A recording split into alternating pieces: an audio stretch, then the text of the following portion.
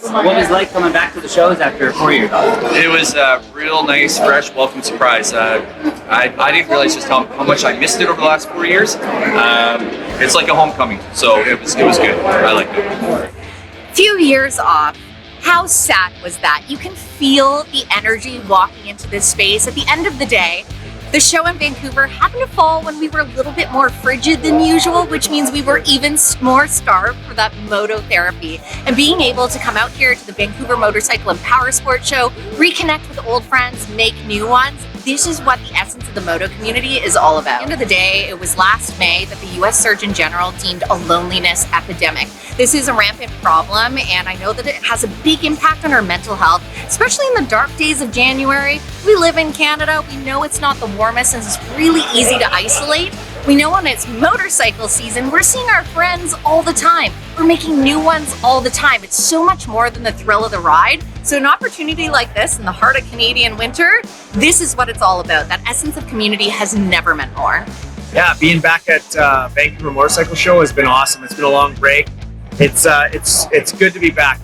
Usually shows get kind of drug out, but honestly, it's great to see all the locals again, catching up, talking shop. This is 2.5 or a day and a half, I guess, right now, and it's been busy. So it's awesome to see everyone's coming out, checking it out. It's been amazing. It's been amazing to be around the energy again, around people that have the same hobbies and interests and likes and kind of mindset. So it's been really, really cool to be around. The energy is the thing that sets out the most. That's what it's actually been like, being on the floor and reconnecting with people after a long break. I think that's probably one of the best aspects about the show, is just being able to reconnect with everyone in the motorcycle industry. I can't even walk 5 minutes without running into someone I haven't seen in 20 years, or that we haven't connected in a while. So it's really nice. It's exhausting. There's so much to see, but no, it's been really. I think everyone's been wanting the in-person show to come back again. So it's nice to see everyone. Enthusiast yourself, what are some of the highlights outside of your booth that you've enjoyed the most?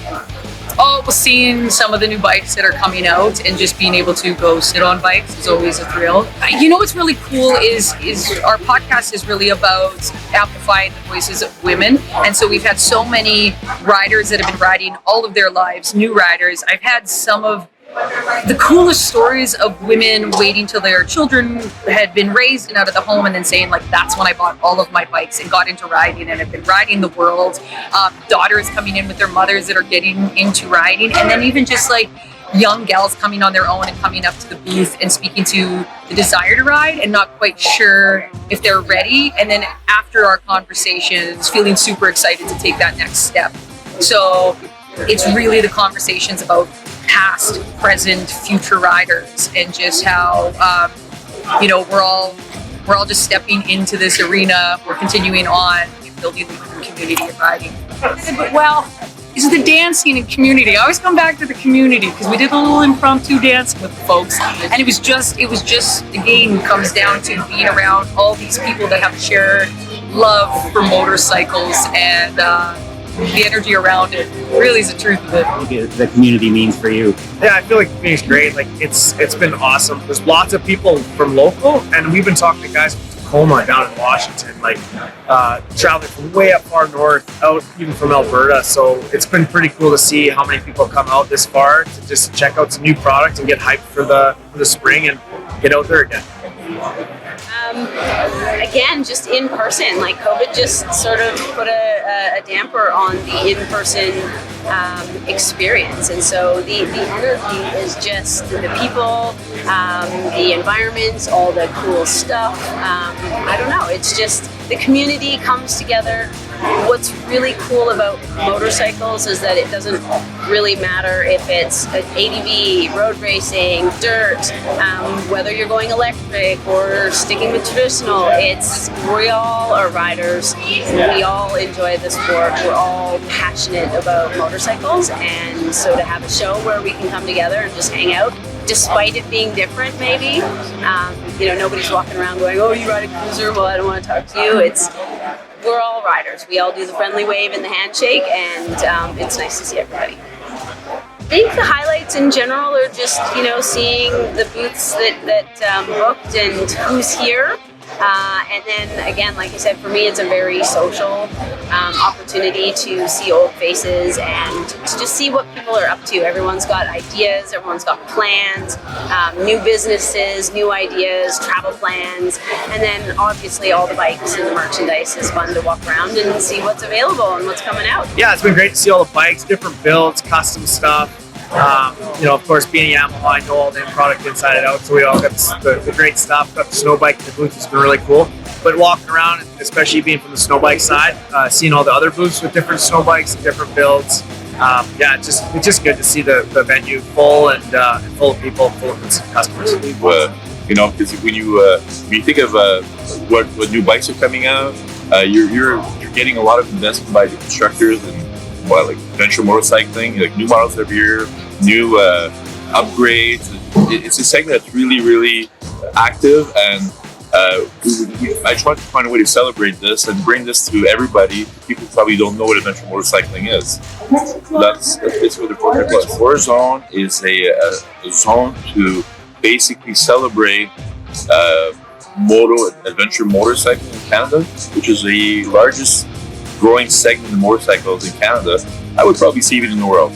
So basically what it's a dedicated zone which has more or less of a I want to say a nature kind of feeling. So there's actually it's a different decor, different kind of flooring, there's plants around, there's a stage, and on the stage we actually do presentations that are dedicated to introducing riders to adventure motorcycling. So a part of the day we're going to basically talk about we have different presenters. We're going to talk about things like what kind of routes you're going to do, what kind of riding techniques you're going to need to have, and because it's very different from riding on the street and riding off-road. Tires, what types of motorcycles. Also, there's the fun part, which is where to travel.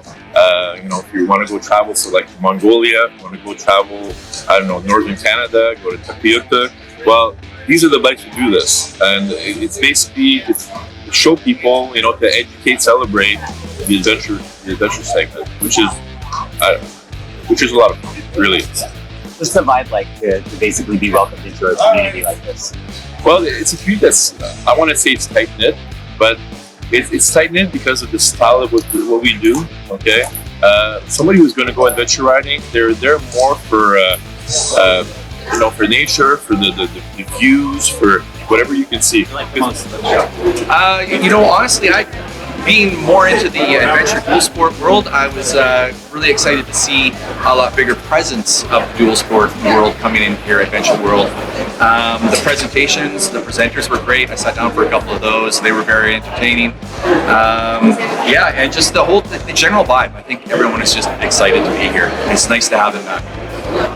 I think one of the great things with a show like this is that you have the opportunity to connect with a lot of the big brands that we know and love. But on top of that, there's a lot of these smaller grassroots organizations as well as associations, and you get to meet a lot of the creators when it comes to apparel wear, as well as different elements when it comes to accessories for your bike that you wouldn't necessarily have the opportunity to. Online shopping, we get it, we do it, we scroll, but there's nothing better than getting that tangible item and then anxiously counting down to when you finally get to put it and ride your bike.